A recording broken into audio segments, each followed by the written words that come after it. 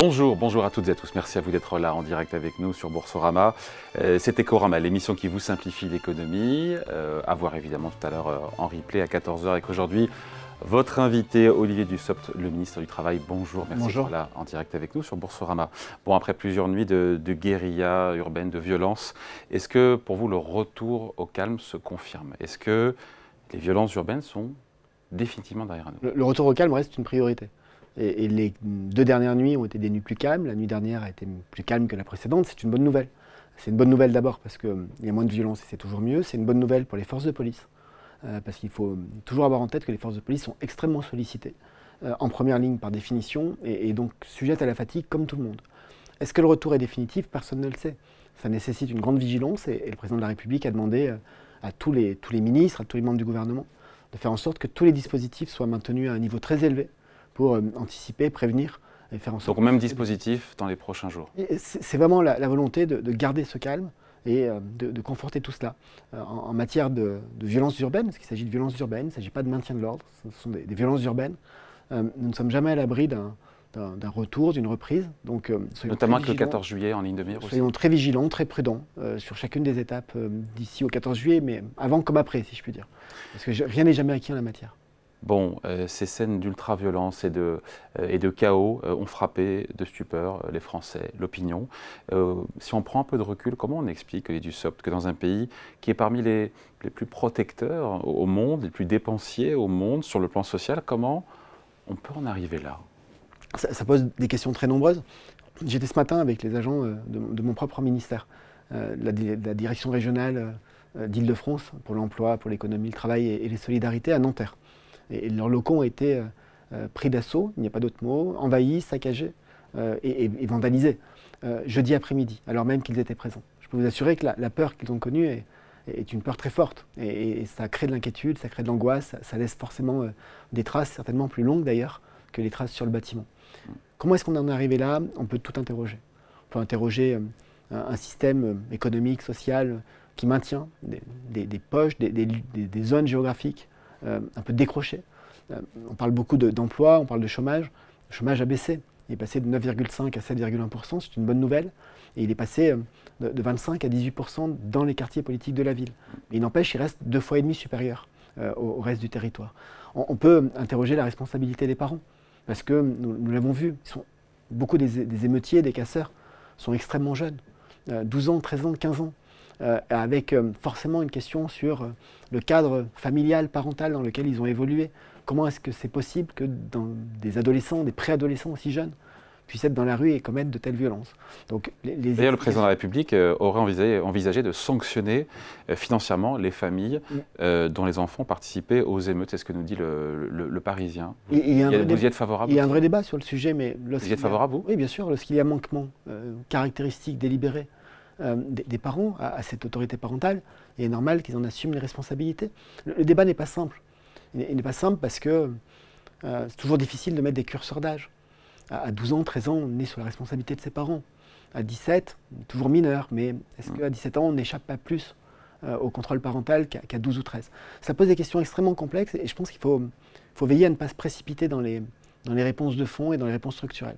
La priorité, c'est le retour au calme, c'est le retour à l'ordre et à l'ordre public, parce que sans ordre, il n'y a pas de travail possible, il n'y a pas de progrès possible, il n'y a pas de chantier possible.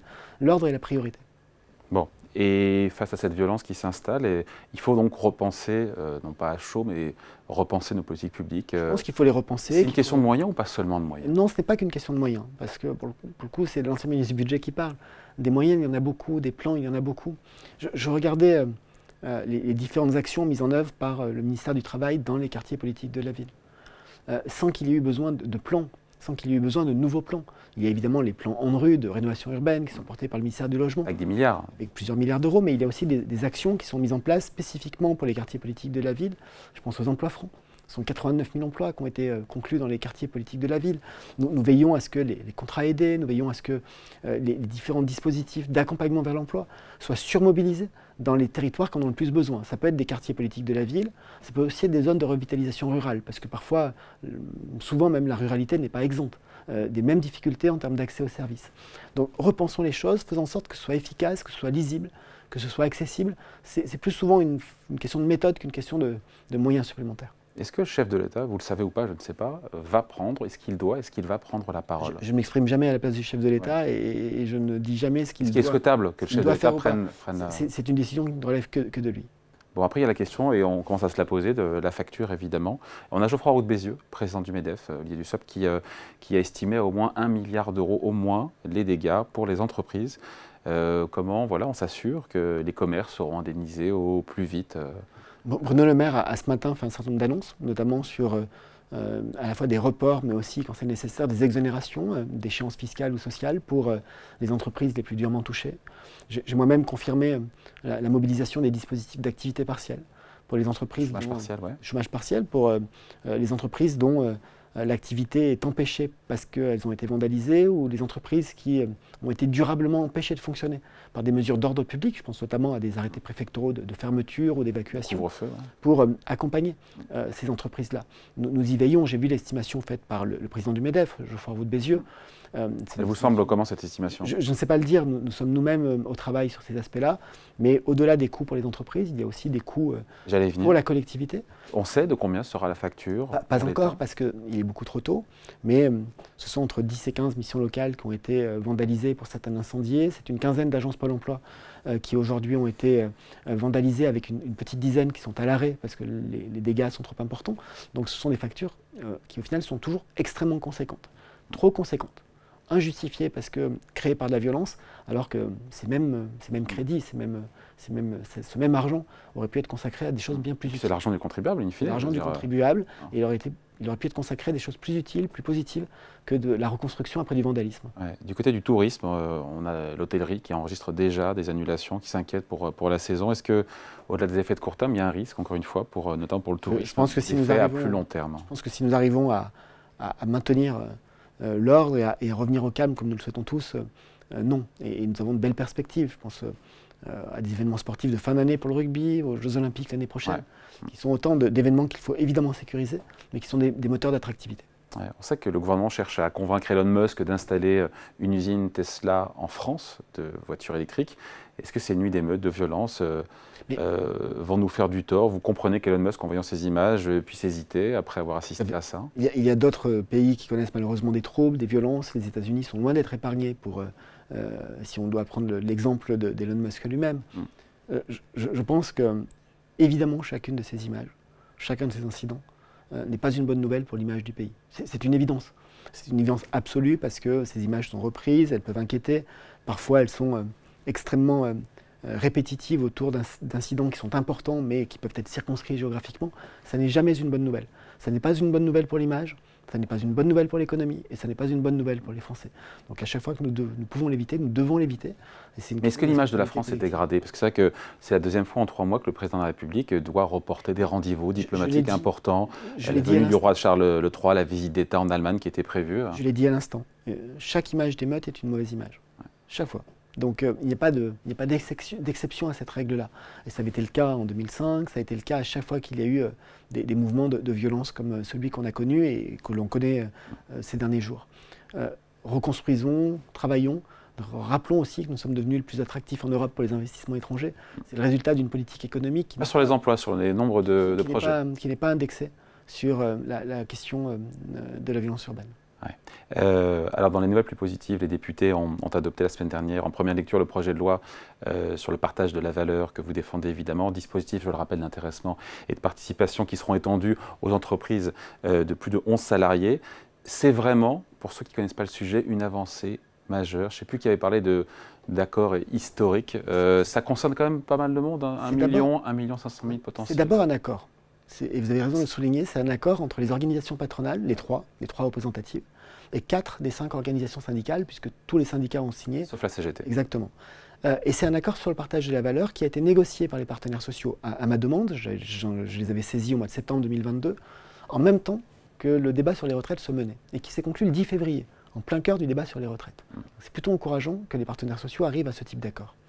Si les dispositions de l'accord qui prévoient de faciliter la mise en place de la participation dans les entreprises de 11 à 50 salariés, qui rend obligatoire un dispositif de partage de la valeur, intéressement, participation, lorsque l'entreprise réalise 3 années consécutives des bénéfices, qui dit que lorsqu'il y a résultat exceptionnel, il doit y avoir intéressement exceptionnel. Si tout ça est mis en œuvre, ce sont effectivement presque 1 500 000 salariés C'est ça. qui aujourd'hui ne bénéficient pas de participation d'intéressement et qui pourront en bénéficier. À quel horizon? L'horizon, c'est fin 2024. Donc c'est assez rapide, c'est toujours long à l'échelle d'une vie, mais c'est assez rapide parce qu'il faut des accords de branche, il faut des accords d'entreprise, il faut que la loi soit votée. Elle a été adoptée très largement par l'Assemblée nationale la semaine dernière. Tous les groupes ont voté pour, à l'exception de la France Insoumise et du Parti communiste. Les Verts se sont abstenus. Donc ça a été adopté largement. Le Sénat l'examinera, et j'espère l'adoptera, au mois d'octobre.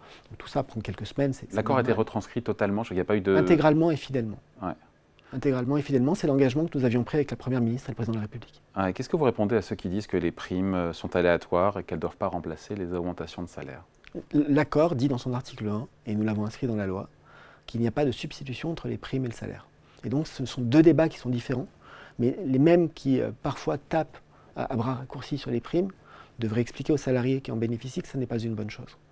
Les primes, que ce soit des primes d'intéressement, de participation, la prime de partage de la valeur qui a succédé à la prime exceptionnelle de pouvoir d'achat, qu'on appelle parfois la prime Macron, sont des outils de soutien au pouvoir d'achat, d'intéressement à la réussite de l'entreprise. Et oui, ça ne participe pas au calcul de la retraite. Et oui, ça n'est pas du salaire. Mais je crois que c'est aussi une bonne façon d'apporter des réponses, certes ponctuelles, qui dépendent du résultat de l'année, mais qui sont utiles. Donc on ne confond pas, mais il ne faut pas utiliser l'un pour éliminer l'autre. Voir les partenaires sociaux s'accorder sur un texte social comme ça préfigure ou pas de la suite, encore une fois, du quinquennat sur les questions sociales dans le monde du travail? Pardon si c'est une réponse qui peut paraître comme une réponse de Normand, mais oui et non. Oui, parce que c'est la démonstration que lorsque les partenaires sociaux se réunissent et travaillent sur un certain nombre de sujets, ils peuvent aboutir. C'est le cas sur le partage de la valeur. C'était le cas à leur propre initiative, sans que le gouvernement soit demandeur, sur la gouvernance de la branche accident du travail et maladies professionnelles.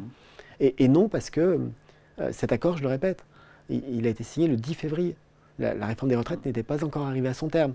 Donc on ne peut pas utiliser un événement antérieur à la pleine période de la réforme pour justifier de la suite, tout simplement. Mais c'est une bonne nouvelle quand les partenaires... Mais sur quel sujet on peut imaginer, encore une fois, nous avons dit aux partenaires sociaux, avec le Président de la République, avec la Première ministre, que nous souhaitons un agenda partagé. Il y a des sujets qui relèvent ce qu'on appelle parfois l'agenda autonome, qui sont portés par les partenaires sociaux entre eux. Et c'est à eux d'en fixer le cap. Ils ont une réunion le 28 juin. Et nous voyons quelques éléments de compte-rendu apparaître et nous aurons l'occasion de le partager avec eux dans les prochaines semaines. Il y a d'autres sujets sur lesquels le gouvernement souhaite que l'on puisse avancer. Nous leur avons dit sur la question de l'emploi des seniors. Pas seulement les demandeurs d'emploi des seniors, mais le déroulement des carrières, les reconversions, la prévention de l'usure, le fait de pouvoir mieux utiliser cette belle expérience qu'ont les seniors. Sur les questions de prévoyance, par exemple, sur les questions de déroulement de carrière. Et puis il y a des sujets qui s'imposent d'une certaine manière au calendrier. Parce que, par exemple, en matière d'indemnisation de l'assurance chômage, les règles sont valables jusqu'au 31 décembre. Et avant le 31 décembre, c'est la loi qui le prévoit comme cela, il faut que les partenaires sociaux aient une discussion sur une nouvelle convention d'indemnisation dans le cadre des lois et des règlements qui sont établis. Donc, travaillons sur ces différents aspects, faisons en sorte que l'agenda soit le plus partagé possible en tenant compte des contraintes de chacun. Et j'ai la conviction que sur un Ça sera plus compliqué sur l'assurance chômage. Peut-être. Je ne veux pas préjuger de la fin d'un débat. Nous le savons que c'est plus compliqué. En 2019, l'accord n'avait pas été possible. Mais laissons cette chance au débat et surtout, essayons d'avoir un agenda de discussion qui soit le plus partagé possible. Puisqu'on parle des salaires, on parle de l'inflation évidemment, liée du SOPT, l'inflation qui est autour de 5% à peu près en France aujourd'hui en glissement annuel. De combien, on le sait ou pas, le chiffre officiel, de combien ont augmenté les salaires depuis un an en France, avec ou sans prime? C'est très variable parce que lorsqu'on regarde sans prime, et les chiffres dont nous disposons sont des chiffres sans prime. Il y a deux aspects. Le premier aspect, c'est l'augmentation du SMIC, puisque le SMIC est indexé. Il n'est pas indexé sur l'inflation. Il est indexé sur l'inflation connue par les ménages qui appartiennent au 5e de ménages les moins favorisés, c'est-à-dire le quintile le plus défavorisé. C'est super technique, mais c'est protecteur. Et ça explique que sur un an, ne tournez pas au SMIC, là, pour le coup, c'est 20% de la population. Le SMIC augmente légèrement plus que l'inflation. Après, il y a l'ensemble des ménages, l'ensemble des salariés. C'est très variable.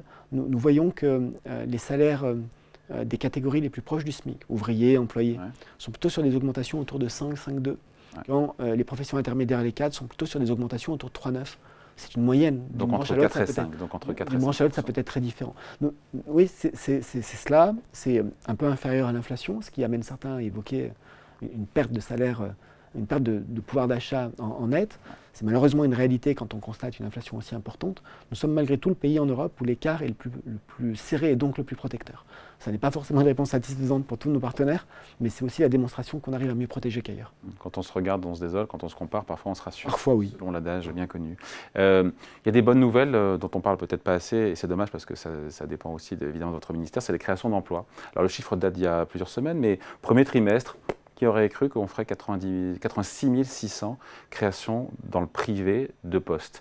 Est-ce que la suite, alors pardon, je ne veux pas jouer les oiseaux de mauvais augure, mais est-ce que la suite de l'année peut être du même acabit parce qu'on a un ralentissement de l'activité qui est en cours? La croissance en France en 2022, c'était 2,5 ou 2,6%, je ne sais plus le chiffre INSEE définitif. L'INSEE prévoit pour cette année 0,6% de croissance. On voit bien qu'entre 2,5 et 0,6, ça atterrit. L'Allemagne est en récession. Est-ce qu'on peut rester? Je voulais parler de la bonne nouvelle d'abord, évidemment, mais évidemment, c'est le premier trimestre, on est déjà en juillet. Les différentes prévisions dont nous disposons montrent plutôt un ralentissement de la création d'emplois. Non pas une baisse des emplois, mais un ralentissement de la création avec quelques milliers d'emplois créés par trimestre et donc une forme de stabilité. Milliers ou dizaines de milliers? Quelques milliers, et donc quelques dizaines de milliers à l'échelle d'une année. Ouais. Ce sont les prévisions dont nous disposons et qui sont d'une certaine manière cohérentes s'il y a un ralentissement de la croissance en 2023 du fait de l'inflation. Je dis malgré tout avec prudence parce que les prévisions pour le 4e trimestre 2022 étaient autour de 9 ou 10 000 emplois. Finalement, l'INSEE en avait constaté 40 000 et au dernier chiffre rectifié, puisque maintenant on a du recul, c'est 52 000. Donc x5 par rapport au Les prévisions pour le premier trimestre 2023 c'était 2 fois moins. Étaient autour de 40 000 et nous sommes à 87 000. Donc ça laisse quelque espoir de toujours faire mieux que les prévisions. Après, nous le regardons avec beaucoup d'attention parce que nous savons que l'inflation reste présente, même si elle décélère un petit peu. Nous savons que le prix de l'énergie reste important. Nous savons qu'il y a des incertitudes sur l'avenir. Donc les créations d'emplois vont décélérer. C'est l'état des prévisions. Notre but est de soutenir l'économie pour que ce soit le moins vrai possible. Après, il y a l'emploi global et puis il y a l'emploi dans la construction. L'emploi qui a baissé, alors quelques milliers au premier trimestre dans la construction, mais c'est une première depuis 2016. J'écoutais la Fédération française du bâtiment qui plaide évidemment pour sa paroisse, qui tire la sonnette d'alarme. Cette crise actuelle du logement et de l'immobilier pourrait coûter 100 000 emplois dans le bâtiment d'ici fin 2024. Est-ce que vous êtes inquiet? Inquiet, il ne faut pas l'être, il faut être très attentif. Et le ministre du Logement, la Première ministre ont annoncé il y a quelques semaines un plan logement qui a été complété depuis par d'autres actions. La dernière annonce faite par Elisabeth Borne, c'est la mobilisation de 500 millions d'euros supplémentaires de crédit pour soutenir ce secteur. Les professionnels de l'immobilier ont été déçus par les annonces gouvernementales. Je crois que le commentaire que vous évoquez était avant les 500 millions supplémentaires. Mais il faut tout mettre en œuvre. Date de quand, ça? Dans le secteur, c'est une quinzaine de jours. Bon. Et donc, malgré la crise du logement, le plein emploi reste... ça reste accessible. Atteignable, 5% en 2027, malgré le ralentissement, malgré tout ce qu'on a dit. Si on veut atteindre les 5% de chômage en 2027, il faut que l'économie, d'ici 2027, crée entre 700 et 800 000 emplois. Et si on veut que ce résultat de 5% de chômage s'accompagne non seulement d'une baisse de chômage, mais d'une baisse de ce qu'on appelle le halo du chômage. Il faut expliquer le halo du chômage. Le chômage des personnes qui entrent et qui sortent du système d'indemnisation. Il faut être sur une création nette qui est plutôt autour d'1,1 million, 1,2 million. En combien de temps? En 4 ans? D'ici 2027. Sachant qu'entre 2017 et aujourd'hui, nous avons créé, l'économie française a créé 1 700 000 emplois, donc c'est quelque chose de faisable. Si on reste sur la même tendance. Un petit mot, Lydie Dussopt, de la semaine de 4 jours. Parce qu'apparemment, quelques entreprises pionnières permettent à leurs salariés d'effectuer donc leurs 35 heures, non pas en 5 jours, mais en 4 jours de travail. Est-ce que vous pensez que les salariés peuvent y trouver leur compte et seront plus heureux? Est-ce que vous y êtes favorable, au-delà du côté expérimental de la chose? Les premiers retours ont l'air assez bons. Hein. La réponse est dans la question. Les entreprises le font déjà. Ça signifie que dans les entreprises où les employeurs et les employés considèrent que c'est une bonne organisation, c'est possible. Pourquoi est-ce que nous irions légiférer ou encadrer quelque chose qui est possible? C'est possible. Aujourd'hui, la loi détermine le temps de travail légal sur la base de 35 heures par semaine et laisse aux entreprises et aux organisations syndicales, au dialogue social, le soin d'organiser tout cela. Donc c'est possible. Il y a des entreprises qui fonctionnent à 4 jours et qui en sont heureuses, tant mieux. Il y a peut-être des secteurs d'activité dans lesquels le fait d'organiser 35 heures sur 4 jours pourrait être un motif d'attractivité, là où il est difficile de recruter. Mais laissons à chacun et au dialogue social le soin de l'organiser, sans qu'il y ait nécessité d'imposer, de réguler ou d'encadrer. La seule chose qui, à mon avis, doit mobiliser notre attention, c'est justement la définition du temps de travail. Parce que, imaginez que le temps légal de travail soit abaissé ne serait pas cohérent avec notre politique, ça serait inefficace économiquement, ça serait même dangereux pour notre niveau de productivité et de production. Mais à l'inverse, imaginer que le temps de travail légal soit rehaussé serait dangereux socialement. Je l'ai dit au moment du débat sur les retraites. Quelques parlementaires disaient, mais pourquoi pas imaginer passer de 35 à 36 heures, avec une 36e heure gratuite, ou en tout cas consacrée au financement de la protection sociale. En fait, c'est ne pas tenir compte de la situation de salariés dans des PME, des TPE qui travaillent 38, 39, 40 heures par semaine. De salariés de l'industrie qui travaillent en 2-8, entre 8 et qui font 40 heures par semaine, et qui, grâce notamment aux mesures votées en 2017, bénéficient à nouveau de l'exonération de cotisation, de l'exonération d'impôts sur les heures supplémentaires. Et pour tout cela, si vous augmentez le temps de travail légal, vous les privez de l'ensemble de ces exonérations et de ces majorations. Et donc c'est une perte de pouvoir d'achat. Donc nous avons un cadre sur le temps de travail qui est ce qu'il est, qui aujourd'hui fonctionne, qui permet des adaptations. Donc vous laissez les entreprises s'organiser. Et nous laissons le dialogue social, pour ce qui concerne la question des 4 jours, faire son travail. Le droit ne l'interdit pas, donc le droit le rend possible, sans qu'il y ait besoin de l'obliger, de l'imposer ou d'en faire un objet réglementaire. Ouais. Après on se dit, Olivier Dussopt, je ne suis pas un expert, mais réalisant 4 jours des tâches qu'on est censé accomplir en 5, on se dit que c'est quand même stressant, non? Ça peut être le cas aussi. Ouais. Donc c'est pour ça qu'il faut que... Ça fait des journées quand on s'est calculé 9 heures de boulot quand même. Pour arriver à 36 heures par semaine, oui. Ouais. Mais c'est parce qu'il y a cette conséquence-là que ça n'est pas valable partout. Il y a des secteurs et des entreprises dans lesquels ça fonctionne, tant mieux. Bon, on finit là-dessus juste. La semaine dernière, on avait le Figaro qui nous racontait comment Bercy voulait stopper l'explosion des arrêts maladie qui ont augmenté de plus de 30% en 10 ans, à près de 9 millions en 2022. Est-ce qu'il y a vraiment une flambée excessive? Est-ce qu'il y a une dérive, encore une fois? Est-ce que ça ne permet pas aussi peut-être de salariés qui sont, pardonnez-moi, un peu stressés aussi, qui sont à bout, qui font preuve de mal-être? Il y a 2 éléments qu'il faut prendre en compte, effectivement. C'est une augmentation très forte de l'absentéisme, de manière générale, avec un absentéisme qui se diffuse dans une part de plus en plus importante de la population active, ce qui signifie que le nombre de salariés ayant connu au moins un arrêt maladie dans l'année tend à augmenter année après année. Et nous savons aussi que parmi ces arrêts maladie, la part des arrêts liés à des questions de mal-être, de santé mentale, parfois d'angoisse, j'utilise tous ces termes parce que c'est souvent difficile à caractériser, tend aussi à augmenter. Donc ce sont aussi des questions que nous devons nous poser sur les conditions de travail. Mais les arrêts de complaisance, les arrêts maladie Cela a toujours existé, évidemment, à chaque fois qu'il y a complaisance. C'est pire encore aujourd'hui? Je ne sais pas le dire, j'ai vu un certain nombre de dispositions qui sont proposées, mais évidemment, quand il y a complaisance, il faut être sans pitié. Bon, merci en tout cas, merci pour cet entretien. Olivier Dussopt, donc le ministre du Travail, invité à la grande interview en direct sur Boursorama. Merci à vous. Au revoir.